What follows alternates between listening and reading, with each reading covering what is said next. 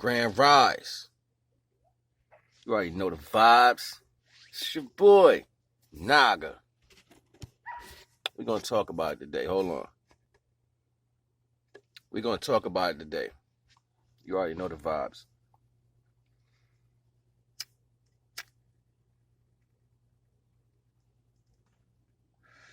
You know, I be working on this, working on myself, trying to get this understanding of what these things mean when it comes to connected to the divine as far as everything, not just particular things, like everything. And the world is treacherous, right? The world is treacherous in its own thought, how it tries to maintain a form of reality as if it's the way. And living in a sinful world, or being born into a sinful situation, disconnected from your consciousness in one circumstance, you're always going to seek to be deemable over a circumstance. So the unconditional love that's given by the divine to give us life is only the divine's principle. The divine is love. The divine is pure love at all times. There's never a falter within that. So we as human beings are growing to that right. It's like almost picking a fruit from the tree and it's not quite ready yet. You know what I'm saying? It's like you can pick it, you can eat it, but it's sour, maybe bitter. It might have like a powdery substance on it or whatever to protect it, so it can get to that point to where you eat it, you feel love, right? So the divine don't make no mistakes, yo. And no matter what you're going through, you know what I'm saying? Like, you may feel so deep down low in whatever aspect you're dealing with in life. The divine is there to show you that love is always within your creator. How many times you pulled something up that wasn't ready and the roots were so deep, but in fact it grew back? It's not you, that's the divine energy. And a lot of times I would feel some type of way, right, about certain things and hold on to it, like trying to question why. When in fact the only thing that mattered and always came to me, just like last night, it came to me, it was like, you know, have faith in the divine. Give those energies to the divine and let that be that. So here I go, you know, paying homage. And felt so good too, like felt invigorated, like it don't even, nothing matters, you know what I'm saying? Like, there is no control set on me or no understanding set on me that the divine can't help me understand, and overstand. So it's never going to be a reason for me to feel some type of way in my heart, in my spirit, in my wherewithal, in my direction. It's never going to be no way for me to feel like that.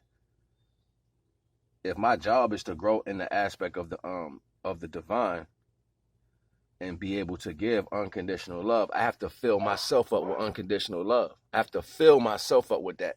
Like, meaning I have to give myself so much unconditional love that I have a universal source of that never runs out.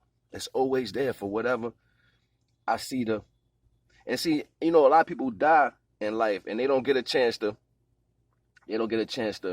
say they did that more over than anything. That's like saying, damn, somebody pulled that root out the ground and didn't give that tree chance to produce fruit. So you'll never know the full benefit of what that was supposed to be.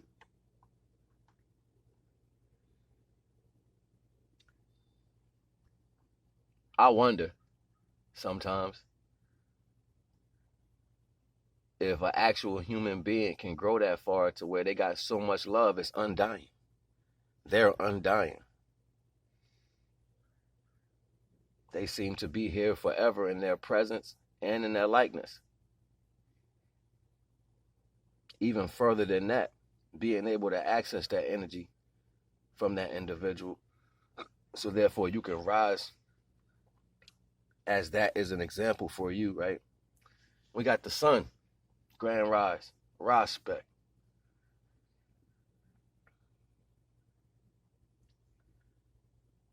even when I don't know whatever I feel like I should know, I access the divine.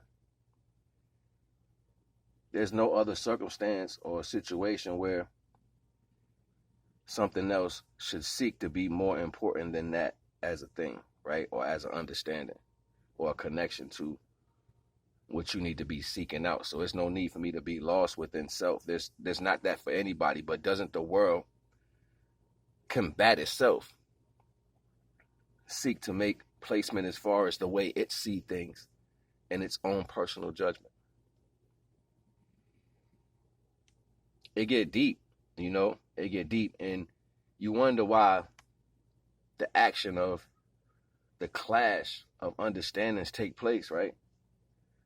That's the same thing as somebody in the action of pulling up something that's young, like a root, a fruit, you know what I'm saying? Breaking a branch off, like you want to take that and it's not ready yet. So in the same breath, that's a feeling of disconnect. That's a feeling of destruction at that point. It's like, no, don't do that. The divine don't make no mistakes. The divine shows you within his grip, those things don't take place. It's unconditional. And being able to see simultaneously the gifts that are given to you and the opportunities that you have for yourself are a gift from the divine. So you can't put that aside for nothing, because that's something the divine has given you. But people have free will. Always have free will.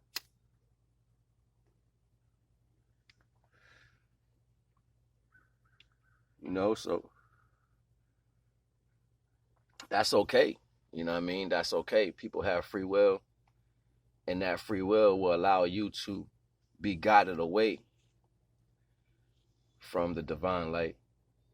It's almost like a dog that has puppies, right? Has puppies. And some of the puppies be thinking that they got that wherewithal. They be out there stepping by themselves. Like, where you going, little guy? Come back here. They just go all the way over there. They ain't going far, but in their mind, because they so little, you know what I'm saying, they doing what they want until they got to get back to that nipple.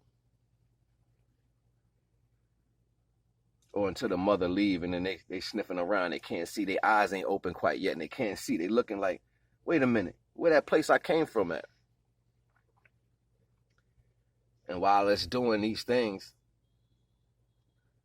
it simultaneously finds the pathway back to the mother it came from.